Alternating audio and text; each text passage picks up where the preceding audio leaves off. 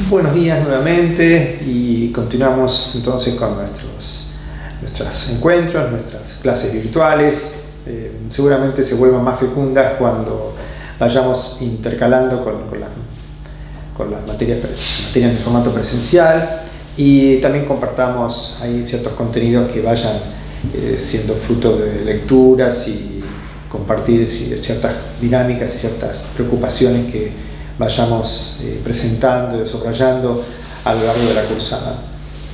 Y en este encuentro vamos a trabajar sobre la perspectiva que un autor llamado Michel Foucault nos presenta sobre el problema de la enfermedad mental y la personalidad. Así se llama el título del libro que nos va a interesar. Nos va a interesar en particular una parte de su desarrollo y que seguramente a nosotros nos sirva puntualmente para expresar un aspecto que es fundamental en lo que es el desarrollo de la psicología no solamente como ciencia, como disciplina teórica, sino en su campo de aplicación, en su preocupación específica, que es cómo la experiencia que ha desarrollado hoy la ciencia de nuestro mundo contemporáneo determina el vínculo con la enfermedad mental. Este tema de la enfermedad mental determinado, situado bajo un problema global y genérico, que es el problema de la alienación mental. Efectivamente, los planteos que este filósofo Michel Foucault nos proponga van a ser muy fecundos después para nosotros, para entender ciertas coordenadas históricas y nos den alguna pauta también acerca de lo que nuestras sociedades hacen y no hacen con respecto a este tema. Nosotros vamos a trabajar en particular la segunda parte de ese libro y que ya ha supuesto entonces una primera parte donde este autor, Michel Foucault, ¿no? Que seguramente conocerán o tal vez vean en otras materias. A nosotros la inquietud es muy puntual y la entendemos así, ajustada a una perspectiva específica de nuestro plan de cátedra, que tiene que ver con la configuración de la enfermedad mental en nuestro mundo contemporáneo. Pero para eso, y entonces el texto de Michel Foucault nos va a servir porque va a darnos las coordenadas históricas, las determinaciones epocales en las cuales la enfermedad mental es posible. Y es posible bajo una visión global que es la de la alienación mental. Les decía que nosotros vamos a trabajar la segunda parte porque la primera parte él trató de expresar y determinar cuándo, cómo y por qué la enfermedad mental se convirtió como un fenómeno particular de lo que es en términos generales la alienación mental. ¿Qué sería para Foucault la alienación mental? Un fenómeno de índole antropológico. En todo tipo de culturas, tradiciones y épocas, fenómenos de extrañamiento, de fuera de sí, han sucedido. La alienación mental supone que lo que sea más propio queda fuera del individuo o que el individuo en su intimidad queda invadido por un otro. El viejo término griego energómenos implica eso, ¿no? El estar fuera de sí y otro tomando el lugar central de esa personalidad. Para eso entonces Foucault, en la primera parte del texto, trató de explicar y demostrar en qué momento y bajo qué consideraciones la alienación mental empieza a suceder dentro de la personalidad y es el núcleo de lo que sería después la enfermedad mental. Y para eso él va a determinar que cuestiones como, por ejemplo, la biografía psicológica o el desarrollo orgánico o la relación con el mundo externo, estas cuestiones no marcan la enfermedad mental, sino que expresan la enfermedad mental. Y tampoco son factores que determinan la alienación mental, sino son formas de aparición de la alienación mental. Entonces, entre estas dos expresiones, formas de aparición y condiciones de aparición, Foucault va a estudiar y va a determinar bajo qué características y en qué momento particular la alienación mental se convirtió para nosotros en enfermedad mental. Para eso entonces, formas de aparición serían manifestaciones que en cualquier época, en cualquier circunstancia social, cultural, se pueden dar. Fenómenos de extrañamiento, de fuera de sí, de pérdida del dominio de ciertas facultades mentales o cierto tipo de vinculaciones particulares, más bien bizarras con respecto a lo que esa comunidad sostiene. Pueden no necesariamente ser enfermedades mentales, pueden no necesariamente ser factores negativos para esa comunidad. Por lo tanto, entonces, esas formas de aparición habrá que considerarlas como dependientes de condiciones de aparición. Esas condiciones de aparición Foucault las va a presentar, a concebir dentro de construcciones de época, construcciones históricas, y que en ese subsuelo, en ese subterráneo cultural, suceden los mecanismos centrales que después dominan las formas de aparición. Y para eso entonces Foucault va a recorrer y va a recurrir también entonces a ciertos postulados teóricos, ciertos autores que lo van a ayudar a él a establecer y sostener y demostrar ciertas perspectivas. Entonces, una de ellas es efectivamente determinar que la alienación mental como fenómeno antropológico se convierte en un fenómeno particular determinado por las condiciones históricas en las cuales este fenómeno de la alienación mental encarna. De allí que va a decir entonces que la enfermedad mental es a la alienación mental un fenómeno particular. ¿Qué puede determinar las características de esa alienación mental en cada época? Bueno, variables de tipo normativos y de tipo estadístico. Ahí va a citarlo, por ejemplo, a Émile Durkheim, y va a decir que efectivamente cada sociedad establece algún tipo de patrón recurrente que establece cierta normalidad. La salida de esa normalidad establece el principio de la anormalidad. Suponer entonces que la alienación mental es un fenómeno anormal sería una perspectiva. Ahora, no necesariamente esa anormalidad es tenida como no negativa estadísticamente solamente, sino si va a ser o no negativa en cuanto a la ponderación que esa comunidad haga de eso. Por ejemplo, cita algunos ejemplos de algunas tribus, de algunos pueblos originarios de América o algunas civilizaciones no occidentales, ¿no? Tal vez la exaltación del ego en alguna comunidad es ponderado como un factor positivo, aunque estadísticamente inferior, supongamos, y en otras culturas eso mismo se ha considerado como un factor negativo, como un valor negativo. Entonces, no es en sí mismo, por ejemplo, eso, ¿no? La exaltación del yo, algo que pueda ser positivo o negativo per se, sino solo anclado en una cultura determinada. Entonces, antropológicamente es una virtualidad. Dependerá del pueblo en el cual eso se da, que sea positivo o negativo.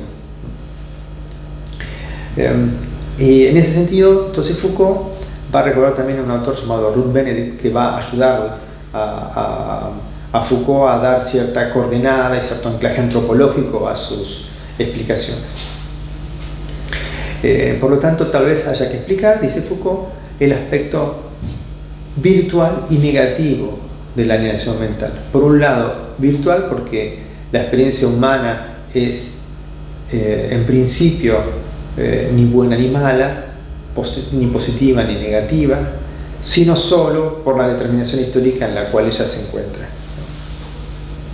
Y así es que va a comentar, por ejemplo, los fenómenos más típicos de lo que hoy llamaríamos la alienación mental y hoy más actualmente la enfermedad mental. Supongamos que a lo que nosotros hoy llamaríamos hipocondría o neurosis obsesiva, en otras épocas, en otros cielos, dice Foucault, en otras comunidades, esto eran mecanismos propios de alguien que ocupaba un lugar central de esa comunidad.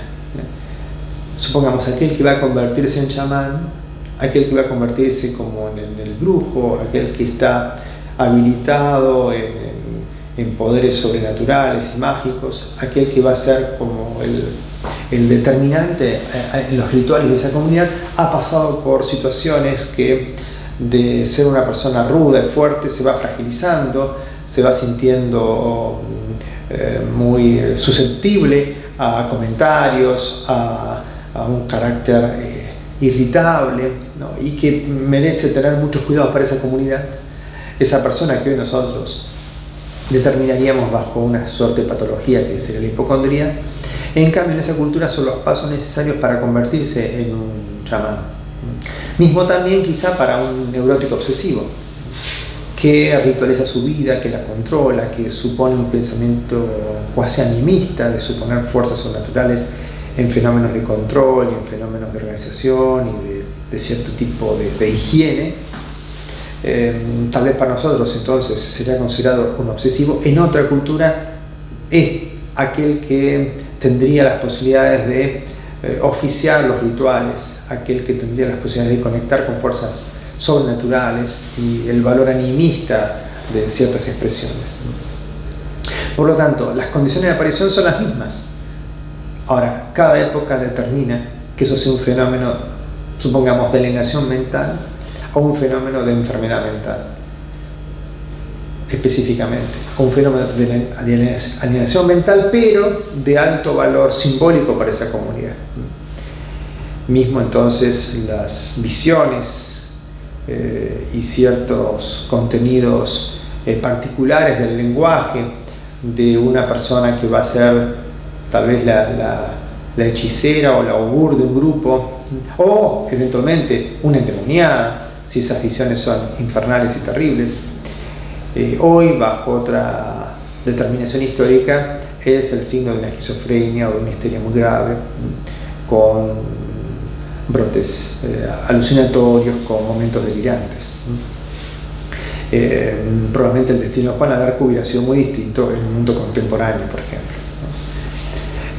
Entonces, Foucault se encarga de rastrear en el comienzo de esa segunda parte del texto las diferencias entre las formas de aparición y las condiciones de aparición.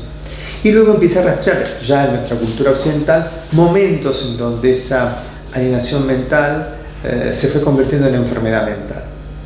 Decíamos, de aquel comienzo griego, el energómenos, el que está fuera de sí, en una especie así de rapto, de éxtasis de fuera de sí, dominado por otra fuerza, ¿no? Ese personaje que, por ejemplo, en el mundo bíblico es el endemoniado, aquel que las fuerzas del maligno lo poseen, pero que ante la presencia de Cristo puede ser exorcizado, ¿no? Recordemos ese episodio donde Cristo saca al endemoniado y esos espíritus negativos van a parar a unos cerdos que se tiran en el acantilado, ¿no? Es decir, fuerzas sobrenaturales poseen a alguien y también fuerzas sobrenaturales lo pueden quitar, ¿no? Es decir, la alienación mental es un fenómeno que sucede dentro de la mente, pero en realidad las fuerzas que operan sobre él son fuerzas exteriores a la mente. Ese es un fenómeno de alienación mental, ¿no? Cuya condición de aparición depende de un universo religioso, ¿no? Donde el bien y el mal acechan el corazón humano, la experiencia humana, y deben ser esas fuerzas exteriores las que estarán en pugna y saldrán o no saldrán, o uno u otro tomará más fuerza, ¿no? Recuerda Foucault que Juan Buenaventura dice: Dios permite a los endemoniados para también después testimoniar que la palabra de Dios los puede sacar, ¿no? Que es más fuerte la palabra divina que el control demoníaco de una persona. Los latinos usan la palabra mentecaptus para traducir el término griego energómenos, mentecaptus, mente capturada, tomada por otro, ¿no?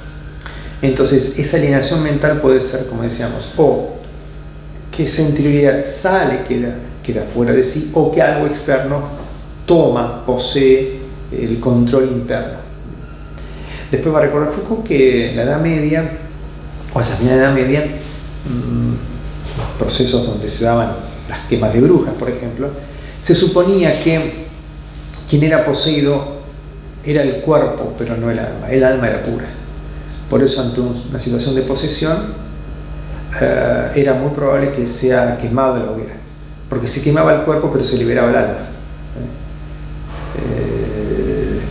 Importaba menos que esa persona muriera en cuerpo pero su alma se liberara. El demonio solo posee el cuerpo, no posee el alma. Pero algo pasa, digamos, en la época del Renacimiento. De algún modo la época se reconcilia con la naturaleza, con el cuerpo. No es el cuerpo el tomado por el mal, ahora el alma va a ser tomada por el mal. Ahora, si el alma ya no es libre, porque antes, en la época de la quema de las hogueras, las almas siempre eran libres, nunca eran tomadas por el demonio, solo el cuerpo. Si ahora el alma puede ser tomada, si ese demonio de algún modo se apodera de las facultades mentales, porque tiene alucinaciones, escucha voces, incluso dice palabras que no domina, es decir, que sus facultades mentales, de alguna manera las partes anímicas, su alma está tomada, su cuerpo entonces es el puro. Si el demonio toma al cuerpo, quemarlo sería incorrecto. Entonces no se trata ya de quemar el cuerpo, ahora se trata de sujetar al cuerpo para que el alma tomada por el maligno no lo emplee como instrumento. De entonces los chalecos de fuerza de allí, entonces el control, el encierro o prácticas que inmovilizaban el cuerpo para evitar que sea instrumento del mal. De alguna manera ahora ya no se necesitaba pasar por la hoguera, pero el vínculo de las fuerzas sobrenaturales aún sigue existiendo. Pero algo empieza a pasar en los siglos XVII y XVIII. Las condiciones históricas empiezan a ajustarse y empieza a aparecer una noción de ciudadanía, de hombre que adquiere derechos, tiene también obligaciones. Hay una ley que lo convierte en ciudadano. Y también se empieza a transformar la perspectiva en donde esta alienación mental deja de ser el fruto de fuerzas sobrenaturales que operan en él. Ya no es tanto en esta concepción nueva, en esta concepción que implica en lo político la ciudadanía, una concepción que también da lugar a una explicación científica de los albores de esos estudios sobre la mente humana. Suponen ahora que los estados de alienación mental no son estados de fuerzas exteriores al individuo que lo dominan. Ahora la persona alienada mentalmente lo que está sufriendo es una especie de deterioro de sus facultades mentales. Más que estar poseído por un espíritu, está desposeído de algunas facultades. En particular la facultad de la razón, aunque también su percepción, su memoria son alteradas, su imaginación, pero particularmente su razón, su capacidad de juzgar, su capacidad del armado del pensamiento y de los argumentos lógicos. En ese sentido, entonces, ahora la enfermedad mental empieza a ser lo que empieza a determinar el fenómeno de la alienación mental. Ya no está alienado, es decir, tomado por otro, ahora está enfermo. Es decir, sus facultades no funcionan bien. Pero dice algo interesante Foucault. Si bien en el universo cristiano, por ejemplo, de la alienación quitaba al hombre de la humanidad, es decir, convertía la alienación mental en un fenómeno no humano, sino sobrehumano, pero al menos ese universo cristiano lo contemplaba en su situación, porque de algún modo también cuidaba su alma o el destino de su espíritu, o incluso cuidando que su cuerpo no cometa un mal, supongamos. Ahora, el fenómeno de humanizar la enfermedad mental, es decir, convertir justamente la alienación mental en un fenómeno humano, hacerlo como enfermedad mental, también termina siendo, como lo va a marcar a partir del siglo XVIII, principio del siglo XIX, un motivo de deshumanización a su vez. ¿Por qué? Porque ahora empieza a perder derechos justamente, esos derechos que empezaba a adquirir en el siglo XVIII, digamos, la revolución industrial, la aparición de ciudadanías, ¿no? Empieza a perderlo porque el alienado mental, es decir, el enfermo mental, deja de tener la posibilidad de tener control, por ejemplo, de sus propiedades, pierde la capacidad civil. Es cierto, también se vuelve inimputable jurídicamente, pero bueno, ahora es deshumanizado. Y además, otra cuestión, ese alienado mental, devenido en enfermo mental, es encerrado, ¿no? Los hospicios son los lugares donde termina siendo recluido este enfermo mental. Y todo esto entendido bajo un signo que es el signo de la regresión. La enfermedad mental es una regresión a las producciones primeras de la condición humana y primeras en cuanto a su desarrollo, digamos así, evolutivo, y fallas en ese proceso, ¿no? Ahora, determinar que nuestra sociedad entiende la enfermedad mental, ¿no?, como un fenómeno de regresión dentro de la personalidad es también toda una decisión con respecto, por ejemplo, va a decir Foucault, al vínculo entre la infancia y la adultez. Allí habría como dos grandes corrientes, una que determinó que la infancia era una especie de paraíso, ¿no?, de cajita de cristal que había que cuidar, autores como Rousseau, Pestalozzi, pero que de alguna manera, ¿no?, lo volvían indefenso al niño para pasar al mundo adulto. O al revés, posturas que dirían el individuo es, ¿no?, todo individuo es desde que nace un ser expuesto al mundo, ¿no?, y por lo tanto la infancia tampoco es cuidada como tal, sino que ya directamente de niño expuesto a las vicisitudes de una vida adulta. Ya sea porque en un caso la infancia esté como cortada del mundo adulto, o en el segundo porque la infancia esté de algún modo impositada de desarrollarse como tal, este abismo, dice Foucault, en esta concepción de sostener la infancia de una manera articulada con el mundo adulto, es la que también es cómplice de este fenómeno en donde la enfermedad mental queda como regresión a un mundo en que nunca se sabe bien cuál es su progresión en realidad. Y Foucault nos devuelve una pregunta: ¿por qué nuestra sociedad no sabe resolver el problema de la alienación mental? Lo convierte en enfermedad mental, pero no sabe qué hacer con ese desviado estadísticamente, con aquel anormal, y lo estigmatiza doblemente. Por un lado, además de estar alienado, está enfermo, y además de estar enfermo, está encerrado, está desposeído de la sociedad, de la comunidad. Son preguntas, se ha trabajado muchísimo sobre este tema. No sirve para nosotros el material de Foucault simplemente como una gran interrogación, una especie de desafío a preguntarnos por un fenómeno clave de la psicología humana, que es el concepto de salud mental. Como en cualquier disciplina que tiene que ver con la salud, preguntarse por la enfermedad es central, no solamente para la psicología, para otras disciplinas, en particular a la medicina. Preguntarse por la salud mental, por la enfermedad mental y por la enfermedad y la salud en general es un tópico importante que después redundará no solamente en cuestiones teóricas, sino del andamiaje profesional. Bueno, compartimos hasta ahora el material de Foucault. Lo tomamos así como un pequeño, entre comillas, paréntesis dentro de lo que es el desarrollo de la materia con los aspectos específicos del objeto y método de estudio de la psicología, pero tiene un interés importante para nosotros para determinar cuestiones históricas, epocales y temas centrales como es el funcionamiento de la personalidad humana y los fenómenos que con respecto a la comunidad y a la historia hacen de ese individuo un individuo que puede enfermarse o no. Bueno, muchas gracias, nos vemos en un próximo encuentro.